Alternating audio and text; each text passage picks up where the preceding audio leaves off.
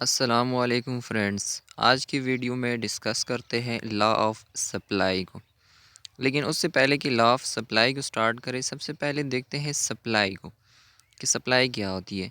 Supply refers to the quantity of a commodity which producers or sellers are willing to produce and offer for sale at a particular price in a given market at a particular period of time.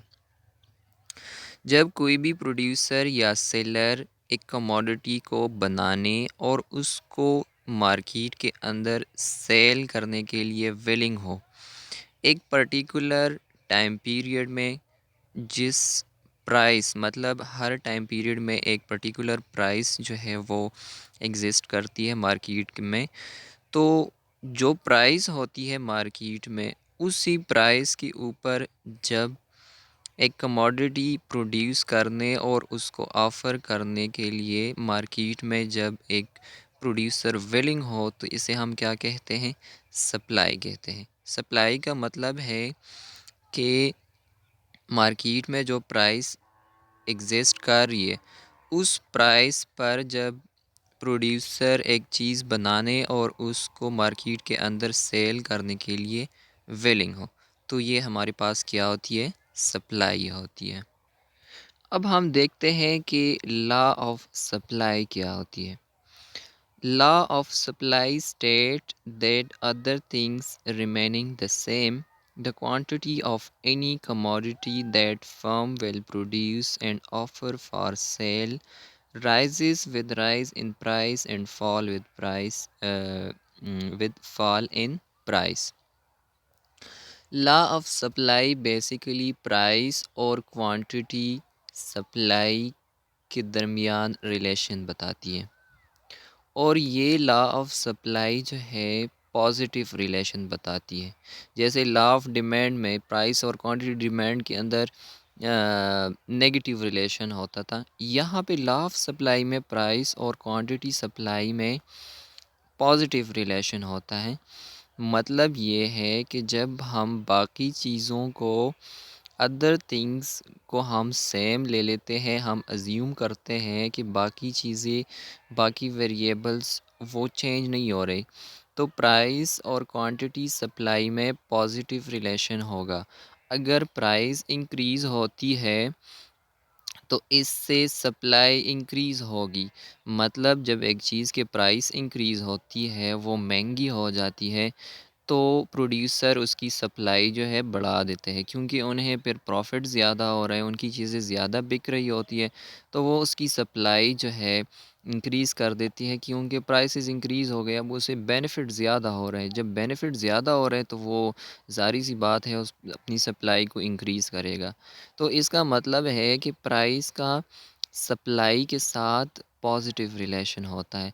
और अगर prices कम हो जाते हैं किसी वजह से, मतलब या उसकी सप्लाई ज़्यादा हो गई, एक्सेस सप्लाई हो गई, या डिमांड जो है कम हो गया, कोई भी रीज़न हो, उसकी वजह से अगर प्राइसेस कम हो जाते हैं, तो प्रोड्यूसर क्या करता है कि वो सप्लाई भी कम कर देते हैं, क्योंकि उसे अब प्राइसेस कम हो गए, उसे इतना बेनिफिट हो नहीं रहा, उसे इतना प्रॉफिट नहीं हो रहा, तो वो अपनी सप्लाई को भी कम कर देंगे। ठीक है, तो सप्लाई और प्राइस के दरमियान पॉजिटिव रिलेशन होता है।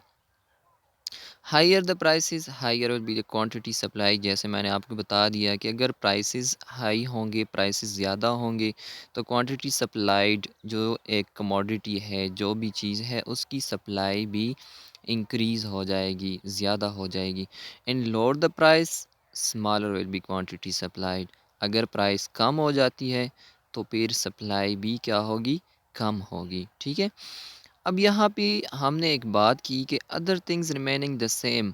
हमने कहा कि बाकी जो चीज़ें हैं वो हम यहाँ पे सेम ले रहे हैं, जो सेट्रिस पेरेबस वाला इज़म्पशन है।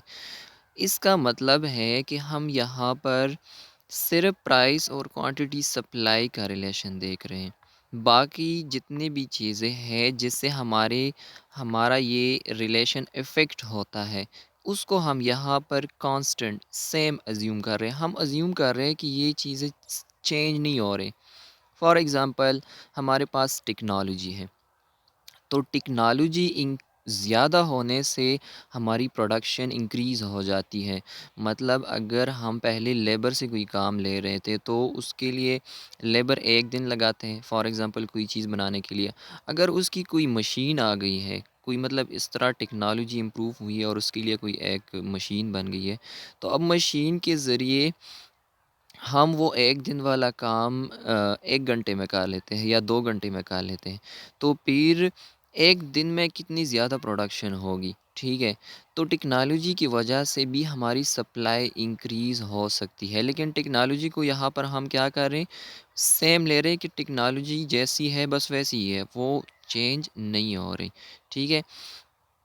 या गवर्नमेंट की जो पॉलिसीज़ है टैक्सेस वगैरह से वो भी चेंज नहीं हो रहे। जो रिलेटेड गुड्स है उनकी प्राइसेस भी जो है चेंज नहीं हो रहे। मतलब जो सब्स्टिट्यूट्स होते हैं जैसे कोक और पेप्सी है, तो अगर कोक की प्राइस इंक्रीज़ होती है तो लोग फिर पेप्सी लेना स्टार्ट कर देते हैं क्योंकि एक दूसरे के सब्स्टिट्यूट्स हैं, ठीक है? तो हम यहाँ पे क्या कर रहे हैं कि यहाँ पे हम ये टेक्नोलॉजी वेदर हो गया, टेस्ट हो गया, वेदर भी जो है हमारी सप्लाई को इफ़ेक्ट करता है। अगर सर्दी है तो सर्दियों में फिर जो स्वेटर्स वगैरह होते हैं, शूज़ वगैरह, उनकी सप्लाई इंक्रीज़ होती है, ठीक है? और अगर गर्मियों में तो फिर ये इन चीज़ों की सप्लाई कम होती है। तो हम इस चीज़ को भी यहाँ पे अज़्यूम करते हैं कि ये वेदर भी नहीं चेंज हो रहा है, बस ये भी ठीक सेम है। ठीक है? तो जहाँ पे other things remaining the same की बात होती है ना, तो वहाँ पे ये होता है कि हम अपने लिए इस रिलेशन को सिंपल बनाना चाहते हैं। अगर ये सारी चीज़ें भी इंक्लूड हो जाए तो वो एक कॉम्प्लेक्स इशू बन जाता है, ठीक है? तो वो एक एग्जैक्ट रिलेशन नहीं फिर रहता।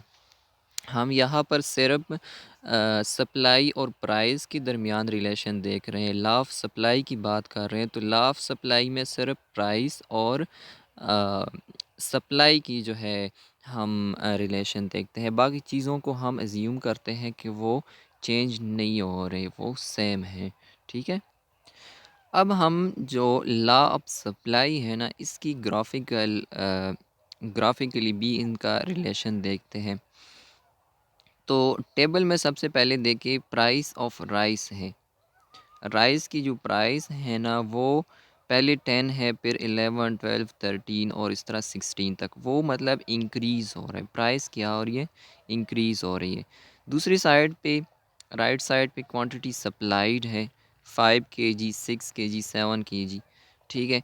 तो ये आप देखें ना, जब प्राइस इंक्रीज़ हो रही है राइस की तो उसके साथ साथ जो क्वांटिटी सप्लाई है ना वो भी इंक्रीज़ हो रही है। जैसे पहले 10 रुपीज़ थी प्राइस, तो क्वांटिटी सप्लाई पर केजी कितनी थी?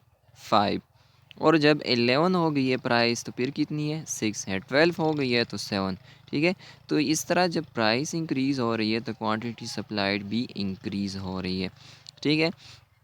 अगर हम यहाँ पे ग्राफ में देखें तो ग्राफ में जो वाई एक्सिस है ना वहाँ पे प्राइस ऑफ राइस है, ठीक है? और जो एक्स एक्सिस है ना वहाँ पे हम क्वांटिटी सप्लाइड को ले रहे हैं, ठीक है? और जो हमारे पास एस कर्व है ना, ये हमारे पास सप्लाई कर्व है। यहाँ पे देखिए प्राइस वाली एक्सिस पे एक वाई एक्सिस पे 10, 11, 12, 13, 14, 15, 16 ये हमारे पास क्या है? प्राइस है। दूसरे एक्स एक्सिस पे देखिए क्वांटिटी सप्लाइड 5, 6, 7, ठीक है? ये हमारे पास क्या है? क्वांटिटी सप्लाइड है। तो जैसे ही प्राइस इंक्रीज़ हो रही है, मतलब 10 रुपीज़ जब प्राइस है तो वहाँ पे 5 केजी राइस है, तो इक्विलिब्रियम पॉइंट कहाँ पे बन रहा है? ए पॉइंट पे, ठीक है? लेकिन जब प्राइस इंक्रीज़ हुई, 11 प्राइस हुई, तो उसके बाद क्वांटिटी सप्लाई कितनी है? 6 है। फिर जब प्राइस 12 हो गया तो क्वांटिटी सप्लाई कितनी है फिर? 7 है। इसका मतलब है कि जो ग्राफिकली भी जो सप्लाई कर्व होता है वो भी पॉजिटिव स्लोप होता है। ये जो इस तरह की जब कर्व ऊपर जा रही होती है ना, ये हमें क्या शो करती है? Positive relation. इसका मतलब है कि प्राइस और क्वांटिटी सप्लाइड में पॉजिटिव रिलेशन है। प्राइस इंक्रीज़ होगी, क्वांटिटी सप्लाई इंक्रीज़ होगी। प्राइस कम होगी, क्वांटिटी सप्लाई क्या होगी? कम होगी। तो लॉ ऑफ सप्लाई बेसिकली हमें पॉजिटिव रिलेशन बताता है प्राइस और क्वांटिटी सप्लाई के दरमियान। ठीक है, तो आज के लिए इतना ही। मज़ीद इसी तरह के अच्छे वीडियोस के लिए इस चैनल को सब्सक्राइब करें और साथ ही बेल आइकन प्रेस करें। शुक्रिया।